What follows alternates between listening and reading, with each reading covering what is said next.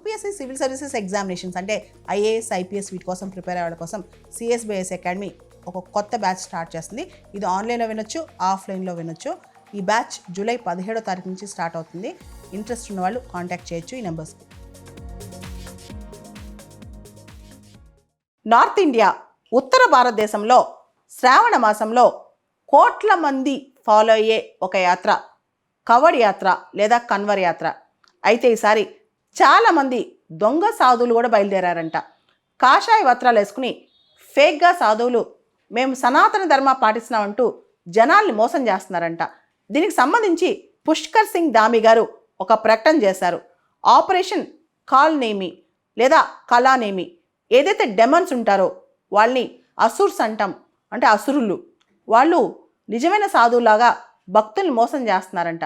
అంతేకాదు బంగారం కొట్టేయటం, మహిళలతో అసభ్యంగా ప్రవర్తించటం, ఇలాంటివన్నీ కూడా. ఒక్కొక్క సందర్భంలో బంగ్లాదేశీలు కూడా ఇలాంటి వేషాలు వేసుకొస్తున్నారంట. దాంతో ఆపరేషన్ కాల్నామీ లేదా కళానేమి కింద ఈ దొంగ సాధువులను పట్టుకోవడానికి ఇప్పుడు ఉత్తరాఖండ్లోని పోలీసులు కూడా ఈ ఆపరేషన్ స్టార్ట్ చేశారంట. ముఖ్యంగా ఈ హరిద్వార్, రిషికేశ్ ఈ ప్రాంతంలో కోట్ల కొద్ది భక్తులు ఈ శ్రావణ మాసంలో ప్రతి సంవత్సరం అక్కడికి వెళ్తారనమాట. ఈ కవడియాస్ లేదా కన్వరియాస్ రూపంలో దొంగ సాధువులు కూడా బయలుదేరుతున్నారంట వాళ్ళని పట్టుకోవడానికి అనమాట. ఈ కాల్నేమి లేదా కళానేమి పేరు ఎక్కడి నుంచి వచ్చింది? హనుమంతుడు సంజీవన్ తేవడానికి బయలుదేరతాడు. రాముడు లక్ష్మణ్ని చూసి, లక్ష్మణుడి యొక్క ఇంజురీ చూసి సంజీవని దీనికి మెడిసిన్ అని చెప్పి హనుమంతుని తెమ్మని కోరతాడనమాట.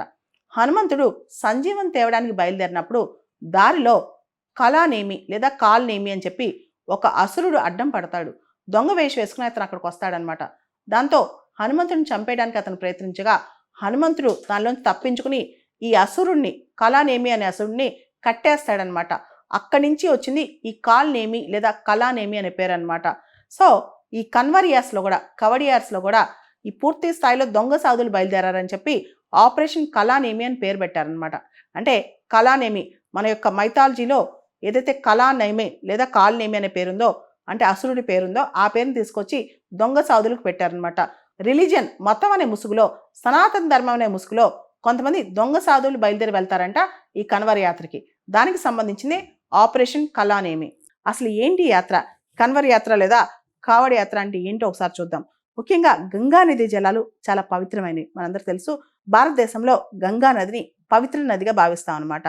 చాలా మంది కన్వరియాస్ అంటే డివోటీస్ ఉంటారు కదా, వాళ్ళు గంగా నది జలాల కోసం హరిద్వార్, గంగోత్రి, గౌముఖ్, సుల్తాన్ గంజ్ ఇలాంటి ప్రాంతాలకు వెళ్తారనమాట. వెళ్ళి అక్కడి నుంచి గంగా జలాలను కుండల్లో వాటిని జలాలు నింపుకుని బయలుదేరతారనమాట. ఒక కావడిలాగా పట్టుకుని, అంటే ఒక పెద్ద కర్ర పట్టుకుని రెండు వైపులా కుండలు పెట్టుకుని బయలుదేరతారు. జనరల్గా ఒకసారి కావడి ఎత్తిన తర్వాత దించరనమాట. వాళ్ళు ఊరు దాకా ఆ కావడి తీసుకుని వెళ్ళి అక్కడ శివాలయానికి వెళ్ళి శివలింగానికి జలాభిషేకం చేస్తారనమాట. ఇక్కడ ఈ కావడి కొన్ని కల్చర్స్లో, కొన్ని ఆచారాల్లో ఒక్కసారి కూడా వాటర్ ఆపకూడదు, ఎక్కడ ఆపకూడదు అనమాట. ఈ మధ్య ఏంటంటే చాలామంది బైక్స్ ద్వారా, కార్ల ద్వారా కూడా ఈ వాటర్ తీసుకొస్తారు. కానీ ఒక్కసారి వాటర్ ఫెచ్ చేసుకున్న తర్వాత, అంటే గంగా నది జలాలు నింపుకున్న తర్వాత మధ్యలో ఎక్కడ ఆపరనమాట.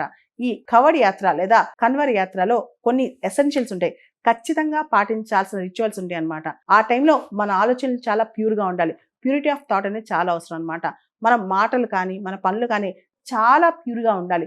ఆల్కహాల్ తాగకూడదు, టొబాకో, నాన్ వెజిటేరియన్ ఫుడ్ ఇవన్నీ తీసుకోకూడదు అనమాట.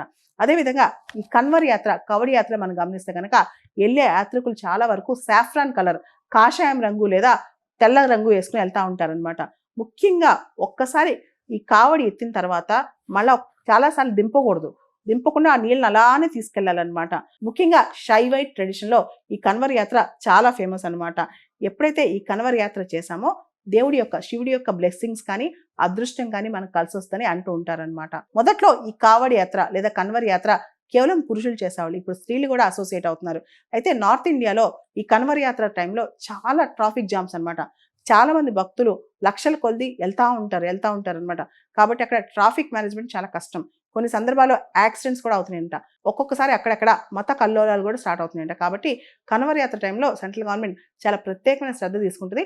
ఆ రాష్ట్ర ప్రభుత్వాలు కూడా పోలీసింగ్, ట్రాఫికింగ్ విషయంలో చాలా జాగ్రత్తగా ఉంటారు.